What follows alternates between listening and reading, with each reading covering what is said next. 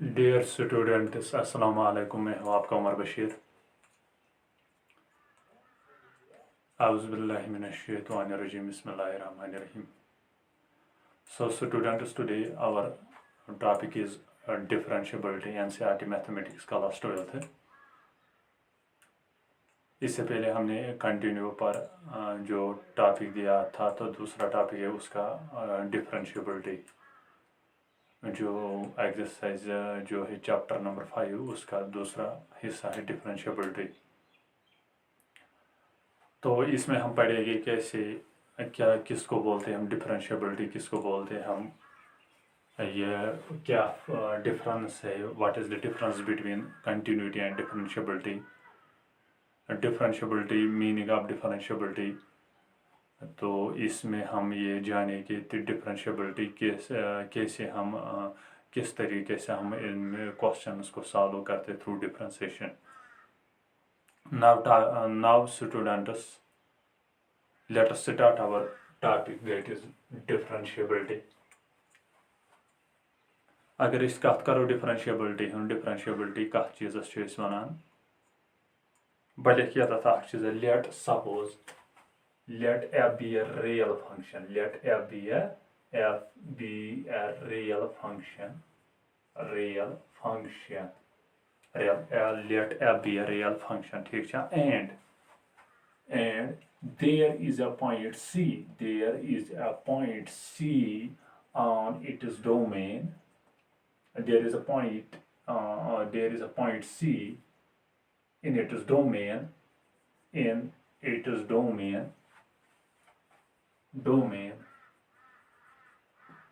क्या है ये रियल वैल्यू आसि, ये कह रियल नंबर आसि, अगर डोमेन आसि रियल नंबर आसि, तेल गस तमिक डोमेन ते हावन आसि रियल नंबर, ठीक है। तवे लिख मैं, अगर हसा लेट अख रियल वैल्यूड फंक्शन है, ठीक है, there is a point c, तत आसि अख पॉइंट सो आसि अमकिस डोमेनस मज, यानी सु गस आसुन real number,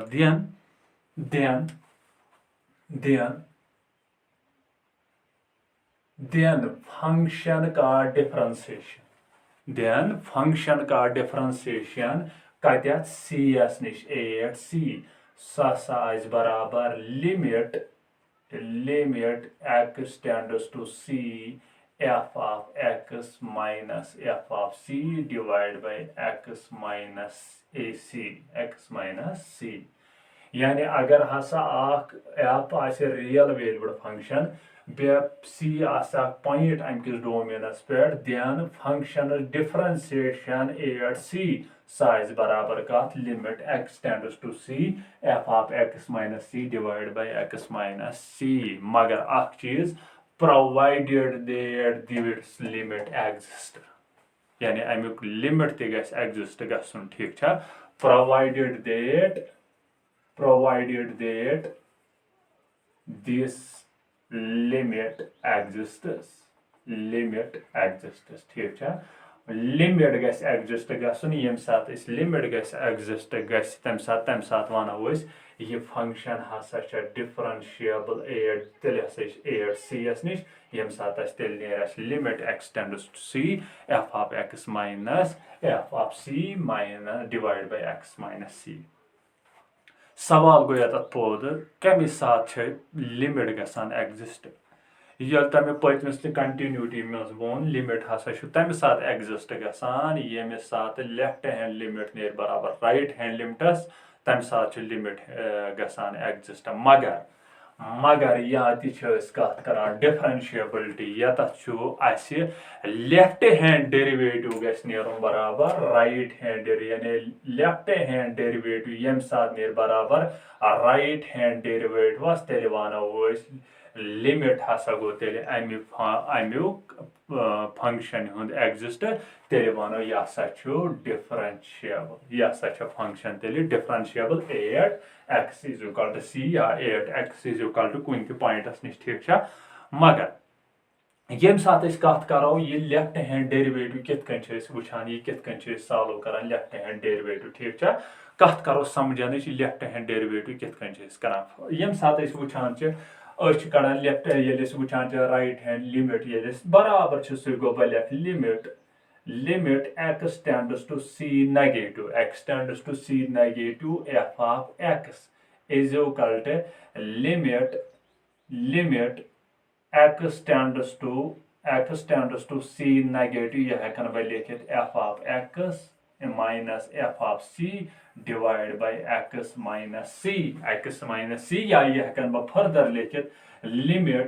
limit h tends to 0 f of x यानी f of 0 minus h यानी left side, ठीक है, 0 minus h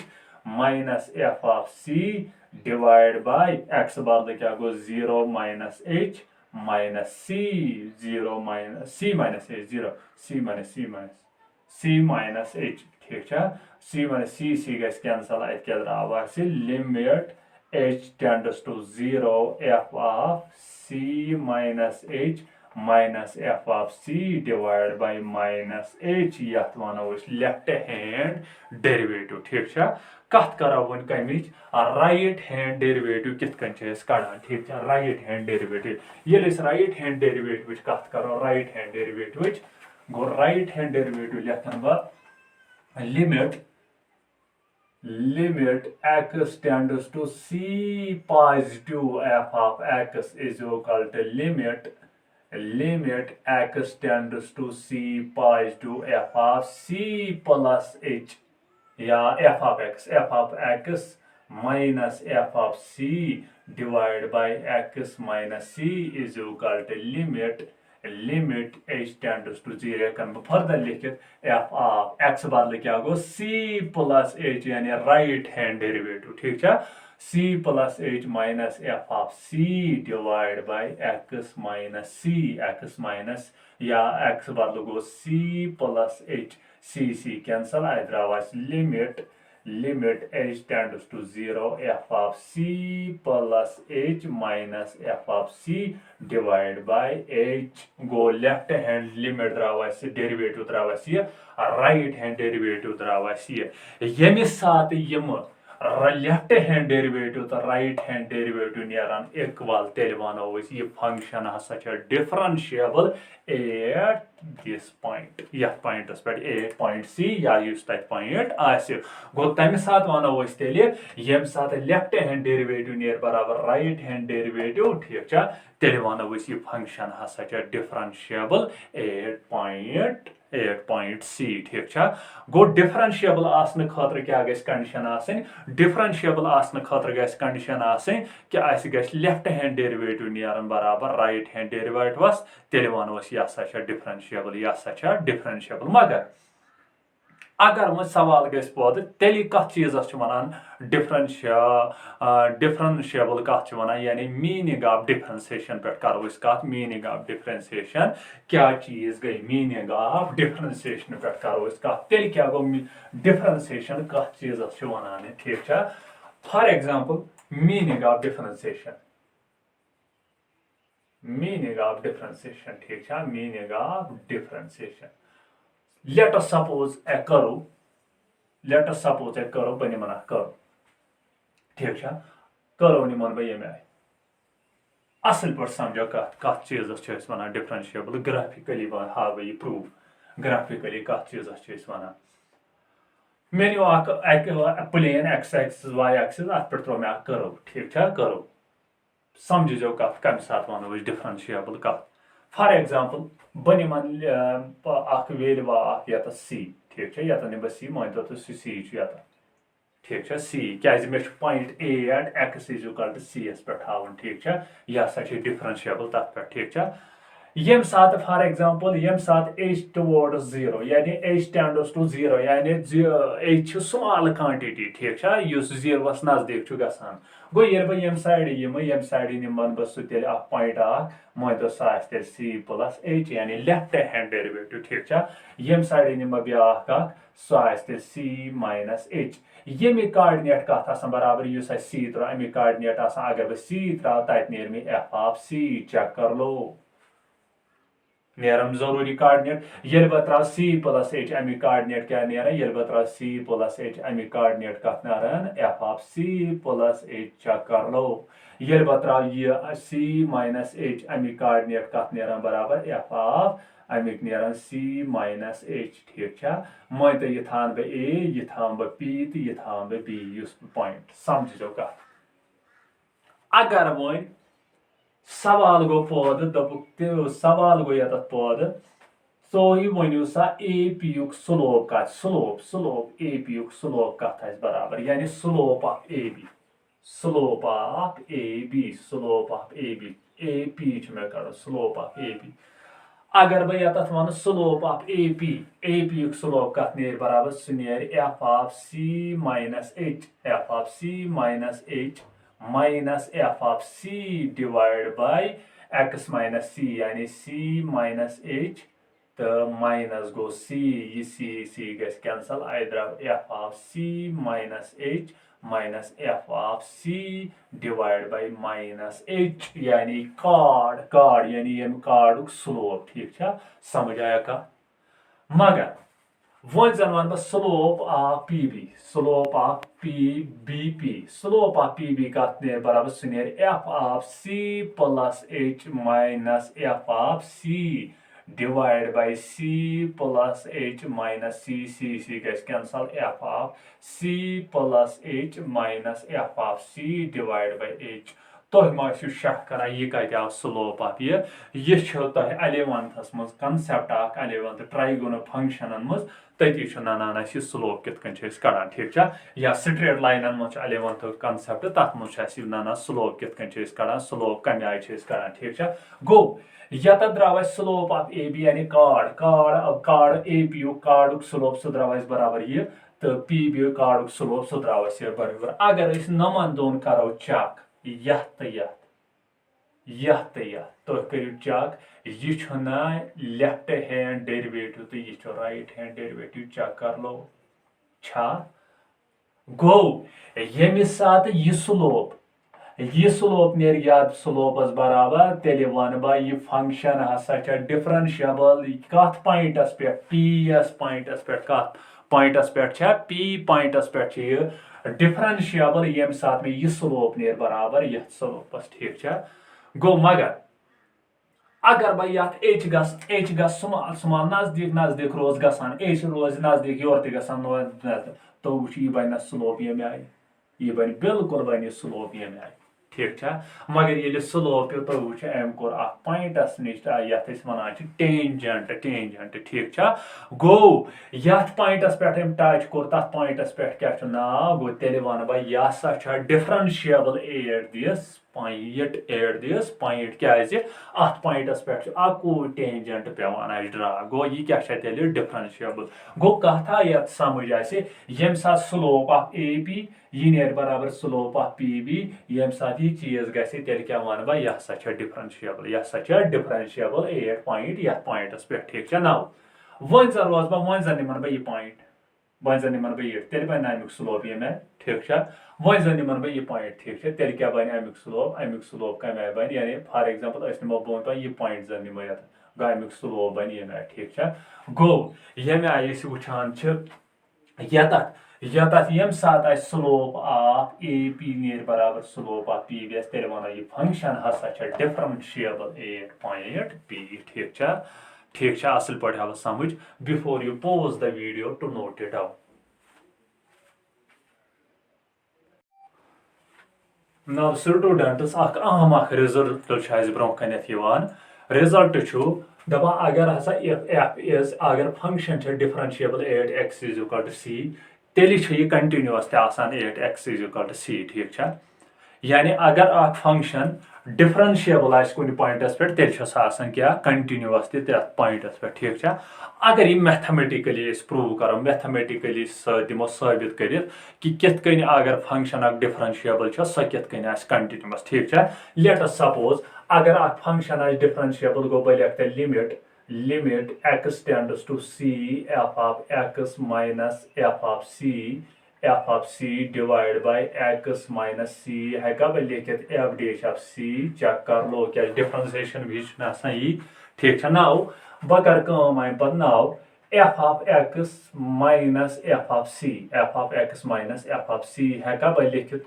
नजर थो बह हेका लिखित F of x minus F of C divide by बोन तक कर multiple X divide X minus C हेर ती दिम मल्टीपल एक्स माइनस सी ये गस कैंसल अत बचा वापस ती ठीक है अम पत करो दोनों side apply limit apply both sides by limit ठीक है बोथ साइड्स बाय लिमिट सत करो अप्लाई लिमिट त्रो दोनों साइडो सह क्या बन सह बन limit limit x tends to limit x tends to c f of x minus limit x tends to c f of c is equal to ये मैं करो लिमिट सो क्या बने limit x tends to c f of x minus f of c divided by x minus c into limit x tends to c f of x minus c ठीक है मैं कर दोनों साइडों लिमिट अप्लाई ठीक है नाउ ये quantity वो ये limit x tends to F of x minus F of C divide by X minus C कत बराबर ये चेक कर लो ये कत बराबर एफ डैश ऑफ सी हेका लिखित मगर ये तो ये बदल लिमिट एक्स बदल त्रो सी ये कत बने सी माइनस सी क्या गो जीरो गो ये बने तेल जीरो टर्म ठीक है गो ये बने ना सारी क्वांटिटी तेल जीरो बह हेका लिखित तेल ये बने सारी क्वांटिटी तेल जीरो गो बह लिख limit x tends to C F of x minus limit x tend ये तो ये मज करो लिमिट अप्लाई ये कांस्टेंट ठीक है कांस्टेंटस ये लिमिट त्रावान सह बना सी सुई गो बह हेका लिखित एफ ऑफ सी तारो अपोर सह क्या बने सह बन प्लस टाइम्स एफ ऑफ गो बह लिख limit x tends to C F of x is equal to f of c यो पूरा कंटिन्यूस ये कंटिन्यूटी वुचान कंटिन्यूस कम सात वन कंटिन्यूस तम सात तथ पॉइंटस पे तथ यस फंक्शनस ये पे हावन यम सा लेफ्ट हैंड लिमिट नेर बराबर राइट हैंड लिमिट ठीक है गो ये द्रान C limit x tends to C F of X मगर ये तथ डेरिवेटिव यम सात लेफ्ट हैंड डेरिवेटिव नेर बराबर राइट हैंड डेरिवेटिव या तथ पन कंटिन्यूस अगर डिफरेंशिएबल सह क्या कंटिन्यूस ये पूरा कंटिन्यूस मज यम सात कंटिन्यूस हावन तम सात गस लेफ्ट हैंड लिमिट नेरुन बराबर राइट हैंड लिमिट सह गस नेरुन फंक्शनस बराबर तम सात वनो तेल सह कंटिन्यूस गो ये तथ आव समझ ये हसा कह फंक्शन डिफरेंशिएबल सह हेकि तेल कंटिन्यूस सह कंटिन्यूस मगर रिवर्स अमिक true reverse may not be true reverse हेक अमिक true reverse may not be true ठीक है रिवर्स हेक ट्रू अमिक क्या अगर फंक्शन कंटिन्यूस सह जरूरी सह डिफरेंशिएबल न डिफरेंशिएबल हेक सह जरूरी कह कित तुम सवाल जन यह साबित कर यह कित ठीक है कह एग्जाम्पल मिसाल के तौर पर नो तथ एग्जाम्पल कित हाव अगर कंटिन्यूस सह हावन सह गि डिफरेंशिएबल कह ठीक है अमुक अगर फंक्शन डिफरेंशिएबल तेल हेक सह कंटिन्यूस मगर रिवर्स हेक यानी अगर कंटिन्यूस जरूरी सह हेक differentiable let suppose an example for example बन लेट एफ ऑफ एक्स निमो बराबर मॉडलस एक्स वोनमुत यह कंटिन्यूस फंक्शन ठीक है गो मॉडलस फंक्शन ये ब्रेक कर यह हेका ना लिखित ये माइनस तम सात एक्स लेस देन जीरो यम सात एक्स ग्रेटर देन तम सात x greater equal to zero यानी नेगेटिव ठीक है मॉडलस फंक्शन यम सात गोडनिक चीज करो लेफ्ट हैंड डेरिवेटिव अत लेफ्ट हैंड डेरिवेटिव करो चेक गो लेफ्ट हैंड डेरिवेटिव क्या है limit x tends to zero negative f of x minus F of C divide by X minus C सुनेर बराबर limit h tends to 0 f of x बदल क्या गो 0 minus h यानी left hand derivative minus F of 0 c बदल गो 0 divide by x माइनस c यानी 0 माइनस h माइनस c ये तथ करो पुट ये मज करो वो यम सात लेस देन वीज क्या बना माइनस टाइम्स माइनस तो माइनस क्या गो प्लस h गो बलिक लिमिट h tends to 0 ये बन प्लस h ठीक है f ऑफ 0 गो 0 ठीक है बोन क्या बचाओ बोन बचाओ f ऑफ c बदल 0 ठीक है c बदल 0 अत क्या रूद माइनस h गस कैंसल अत रूद माइनस 1 क्या कांस्टेंट गए माइनस 1 ठीक है राइट हैंड डेरिवेटिव कत बराबर लिमिट x tends to 0 पाइज टू f of x minus f of c divided by x minus c सुनेर बराबर limit h tends to 0, f of 0 plus h minus f of 0 divided by 0 plus h minus 0 सुनेर बराबर ये वो x greater than 0 तम साथ क्या x गो x बदल क्या त्रा 0 plus h गो 0 h गो बलिक limit h tends to 0 h ठीक है ये बने f of 0 को 0 डिवाइड बाय 0 0 कैंसल आज क्या h ये नेर बराबर है 1 कत नेर बराबर 1 चेक कर लो यहाँ पर -1 है यहाँ पर +1 ये लेफ्ट हैंड डेरिवेटिव द्राव बराबर राइट हैंड डेरिवेटिव मतलब गो ये है कि डिफरेंशिएबल क्या कंटिन्यूअस है ये क्या मॉडुलस फंक्शन आसान हमेशा कंटिन्यूअस मगर डिफरेंशिएबल आसान क्या ठीक है डिफरेंशिएबल है गो तेल वनो अगर कह फंक्शन आ डिफरेंशिएबल एट x कुन पॉइंटस पे तेल सह कंटिन्यूअस मगर ये कंटिन्यूअस तेल सह जरूरी डिफरेंशिएबल तेल तमिक converse may not be true तमिक कन्वर्स ट्रू क्या before you pause the video to note it down